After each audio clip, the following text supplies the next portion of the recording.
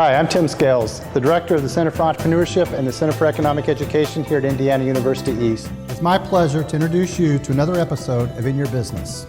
We talk to local entrepreneurs, we learn about their business, we learn about why they started their business, how they started their business, some of the opportunities their businesses has provided them and their community, as well as some of the hurdles they've gone through, some of the challenges.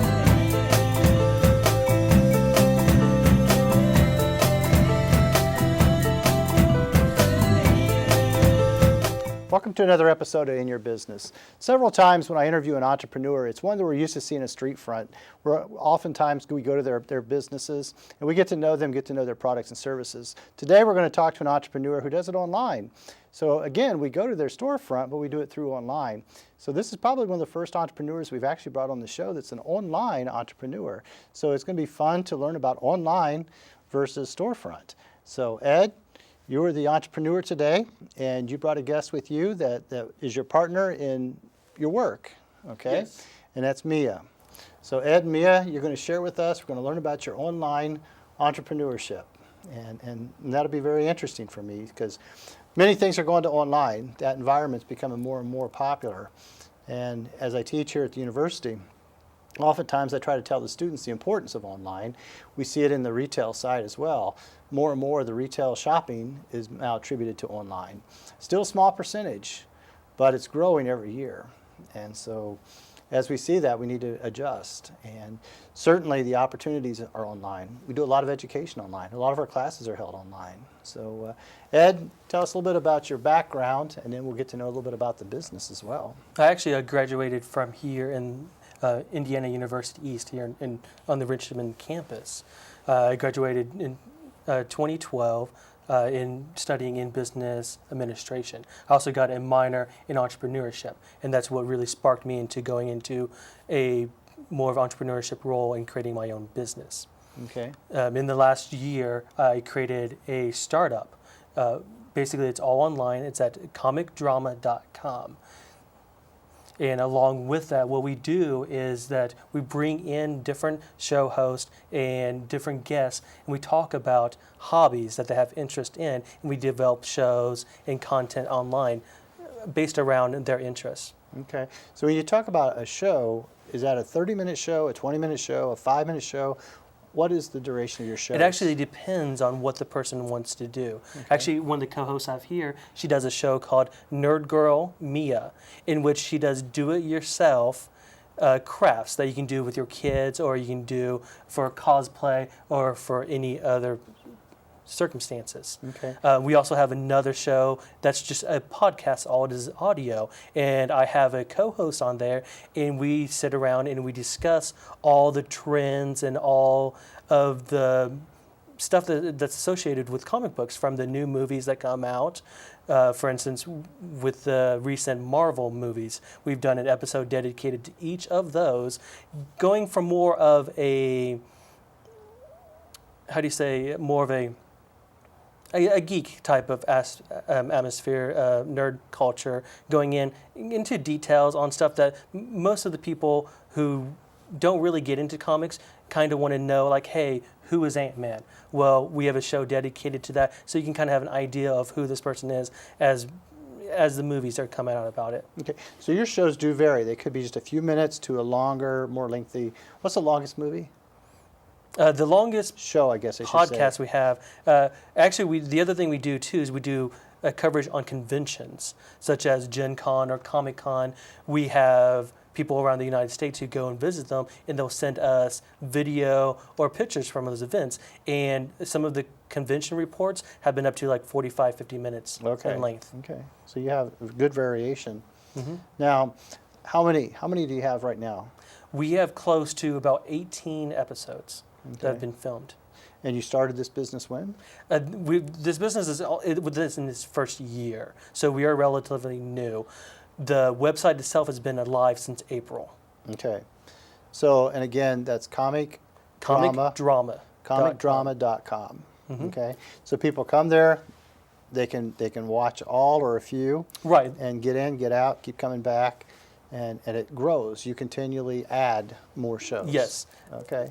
You've got a stable show. You've got a show that's going to always be there. It's not just a one-time show. Is that correct, Mia? Right. Yeah, and my show is called Nerd Girl Mia. So I do different things, kind of whatever is on my mind. I say, okay, Ed, I want to do a show about this, and it's a consistent show with different themes. Such as, talk to me about some of the themes you've had. I've had crafts, like Ed said. I do like crafts, and so doing crafts for cosplay, which is where people dress up as like comic book characters or anime characters or whatever, or just in general house decorating crafts. We do a show that is Boys versus Girls, which is a nerd take on girl opinion versus boy opinion on a certain trend, such as we did one on Frozen. The movie Frozen that came out Sure. a year and a half ago. Yeah.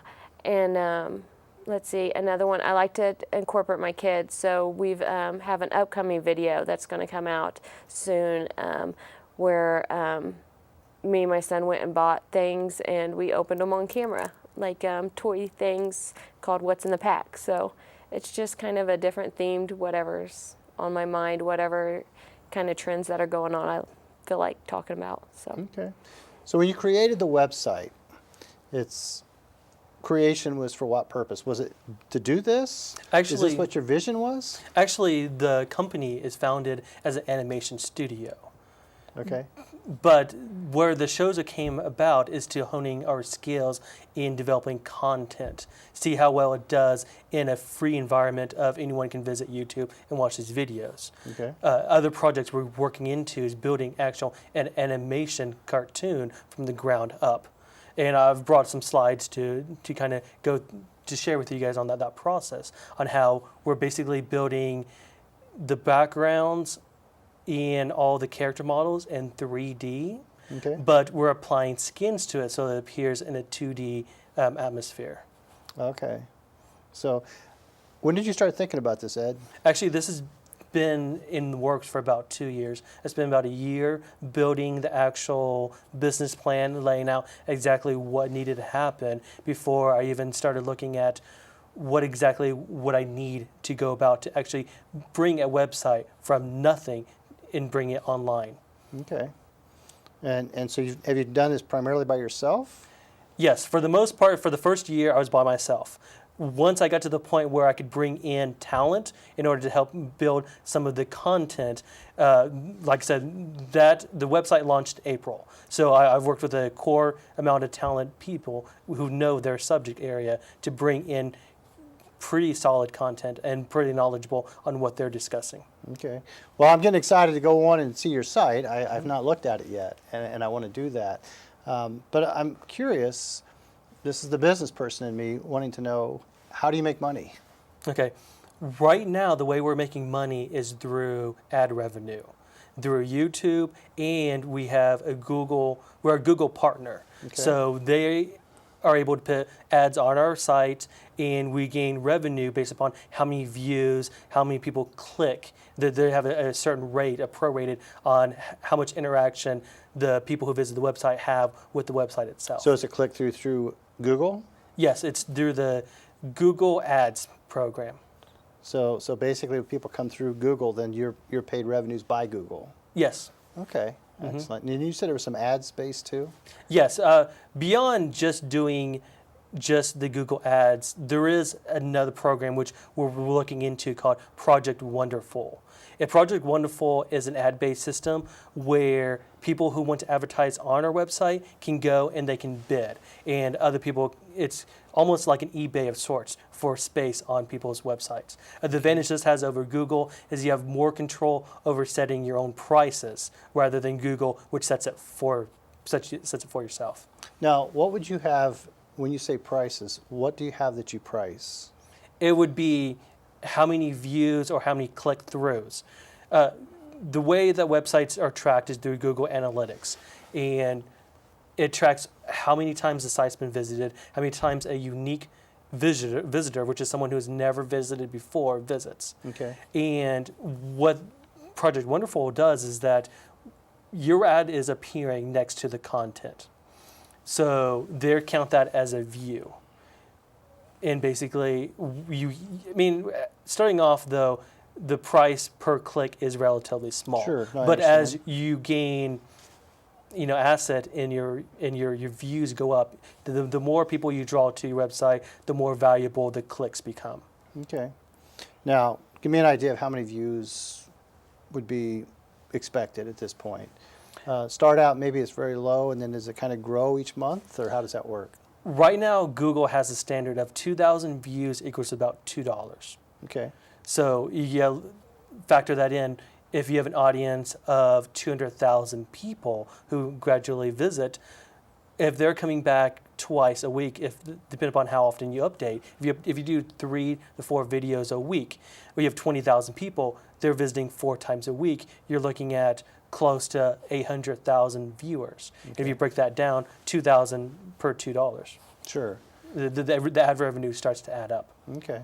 So your goal is to get more and more on there. I mean, the more videos, the more views, Yes. the more revenues. The goal is to create high quality content so that people who visit the website will want to share it and bring in their friends. And then you start building these communities based around these different shows. And how did you learn this? How did you find out about this? Research. It was all studying. I spent 2 years, the year as I was doing the business plan, and this past year researching as much into the developments in internet technology and how information is spread through websites. Okay.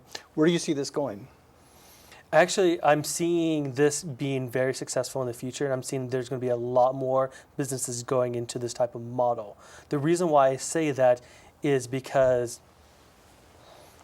a lot of companies, for startup costs, starting up a business online is relatively cheaper in the front end. It's easier to get a website up and going once you know what's going on than it is to try to get a brick and mortar situation. Sure. No, that would make sense. And you can make changes a lot quicker. Yes. Yeah, we can adapt. If something happens and all suddenly we see movies go back to the fantasy themes, we're seeing Harry Potter's left and right, in a dime, we can create in a show and create content based upon Harry Potter at relatively low cost. How many people do you have like Mia that's actually, co-hosting, bringing on shows? Right now, I have 3 other co-hosts. Okay. So I'm usually a part of it either in some fashion. Either I'm editing or I'm doing the actual filming. And there's a couple shows in which I'm actually host myself. Okay. So does that mean everybody has to have their own equipment? How does that work? How would they do that? It's all my equipment. Everything that I own I have my own studio that Okay. I've built into my own house. Oh, okay. I have a green screen. I have cameras. I have mics. I have everything. Basically, just a small replicated studio. Nice. I actually made it mobile too, so that if I do go on location, I can film on location. Okay. So then basically the other 3 co-hosts utilize your equipment, and you just all kind of work together as partners. Yes. And is that going to grow? Are you going to continue to bring more partners on, or how's that going to work? It depends. Right now, we're kind of testing to see how many people can be a part of this because all of us are part-timers right now.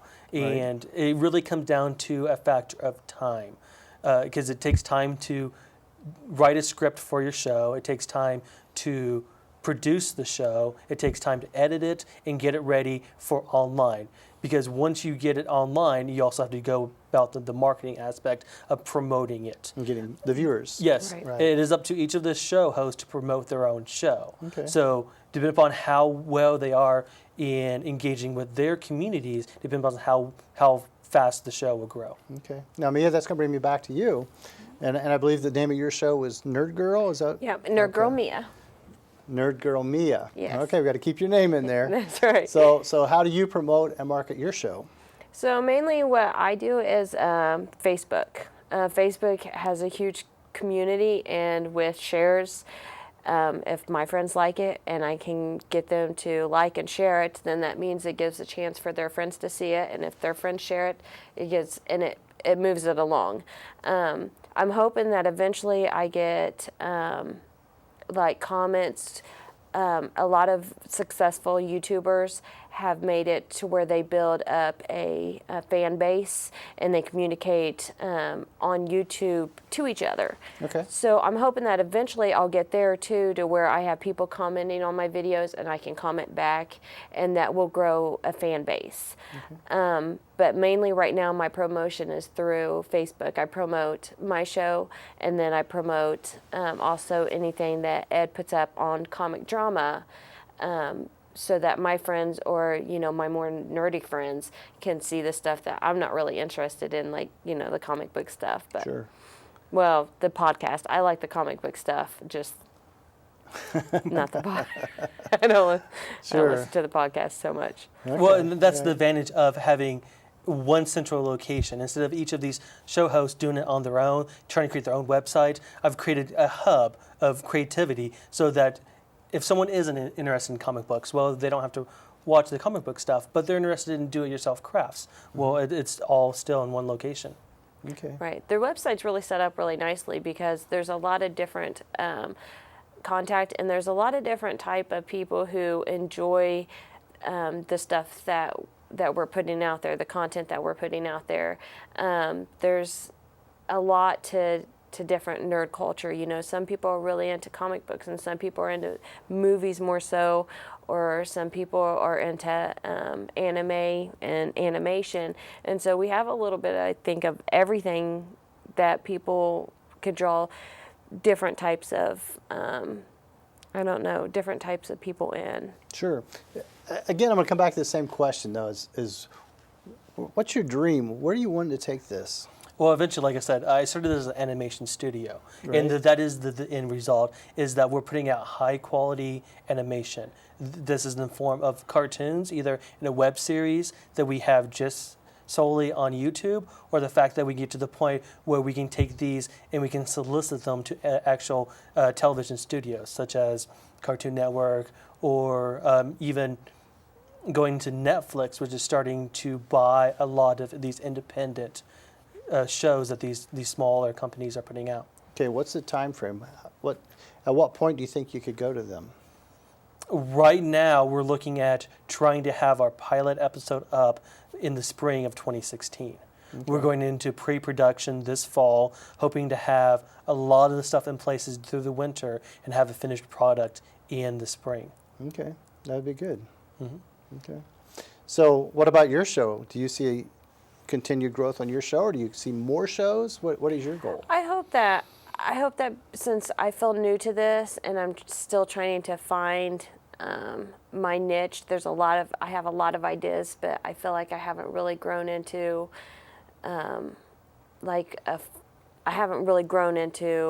my persona or whatever. But I do expect to get there, and I do expect that there to be growth for my show, which is just a part of the comic drama,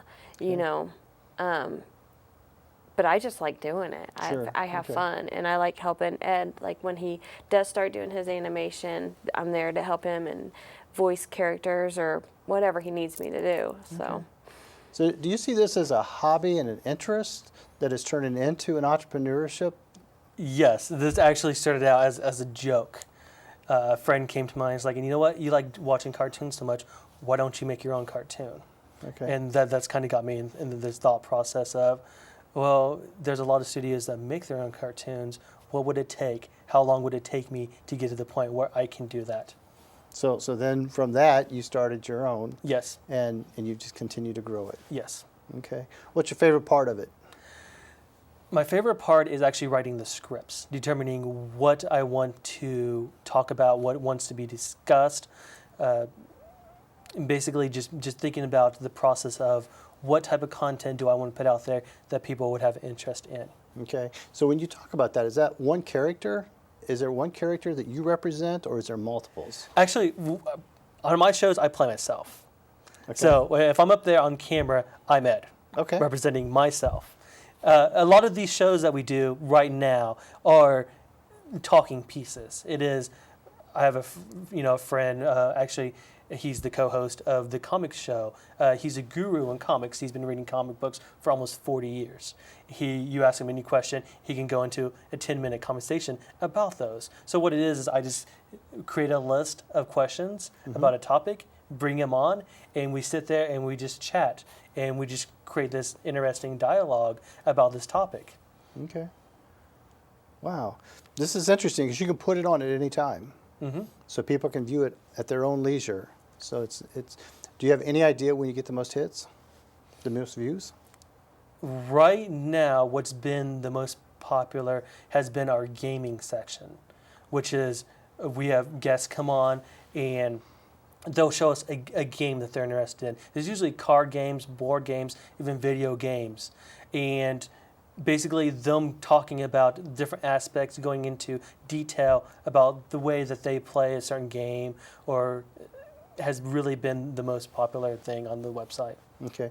So now these shows, they're also on YouTube, is that right? Yes. Okay. Actually, all the shows are hosted on YouTube. Okay. And what I do is I create pages on the website. And what it is it embeds the YouTube player into the website. And what they're doing is they're actually viewing the YouTube video, but on our page. So your page can take them to the YouTube. If I go into the YouTube, will that take me to your page? No, but we try to put links, and we try to put a header that's saying, comicdrama.com and more content there.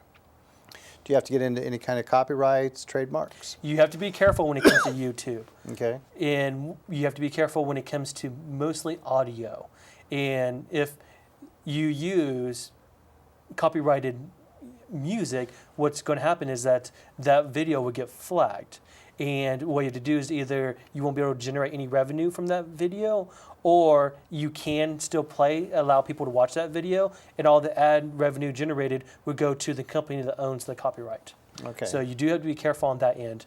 There are some companies, such as, Nintendo is very big on it, that they can go in and personally flag the video for copyright. But for the vast majority, companies understand that when people create this user-generated content, that eventually these people are going to go buy the original products. Right. It's more beneficial to have all this content out there. It's pretty much free publicity, free promotion for these companies. So that's how they view it as this promotion for them. Yes. Okay. And then we generate income based upon how we take our spin and if people enjoy what we make.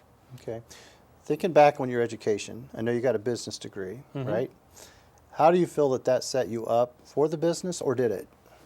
Yes, I think it was very helpful. But actually, when I think back, two of my most useful classes was speech and creative writing. Okay. Even though I got a business degree, I found that those have really helped me in thinking back to interacting with the camera. So a lot of your communication stuff really has paid off. Yes. Excellent.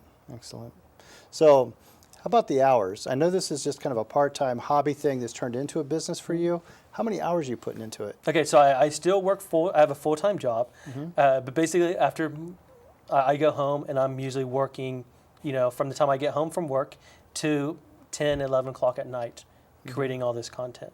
So I'm putting in roughly about 40 to 50 hours a week getting this stuff, because not only is that just the actual making the content, but there's actually a business aspect side of things too. And I got to make sure that everything gets posted, everything gets updated, and that I have all the paperwork that needs to be, processed. Sure. So what do you find is the biggest, hurdle, if you will, in the business? Right now is basically building the community. That is getting the promotion, getting the word out, and spreading it. Okay. But what we found, though, is that once people start watching our content, they become fans, and then they'll come back. And it's just getting those to spread. And then that's just a time factor there, in which the longer that the website's been up, the more people are going to visit it, the more people are, if they like it, they like it. If not, then they'll just move on. Okay, great. Yeah, you're going to say something there. I was just going to say that Ed does he does the recording of the shows. He does the editing. He pretty much does all of it other than having us as personalities.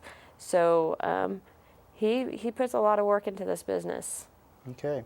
And you have a clip for us to watch, is that correct? Yes, actually, what I have here is a couple little segments from different shows that we have. Okay.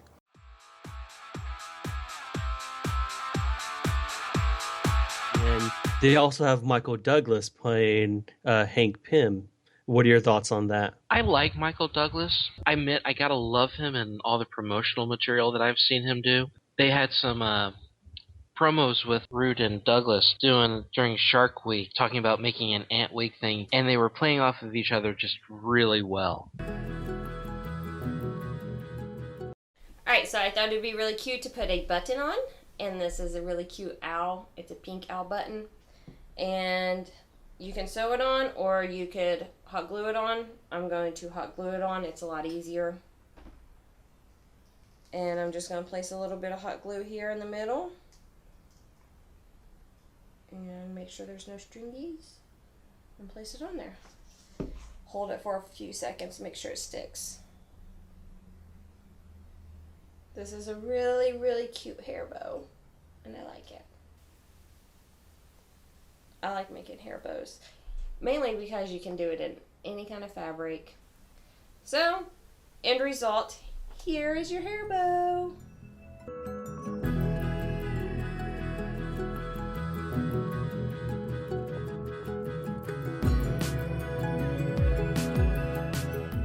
Well, I get it. Anna does bring Elsa back.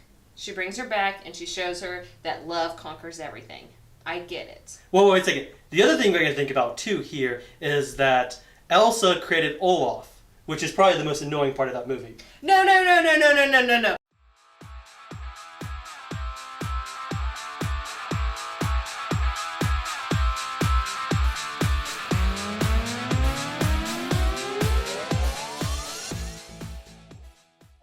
Okay. So that'll showcase your work. Yeah. Great. Thank you. All right. Well, thank you for having us. Not a problem. Keep enjoying your show. Thank you. I'll very go on and much. watch it. Thanks. It'd be All right. fun.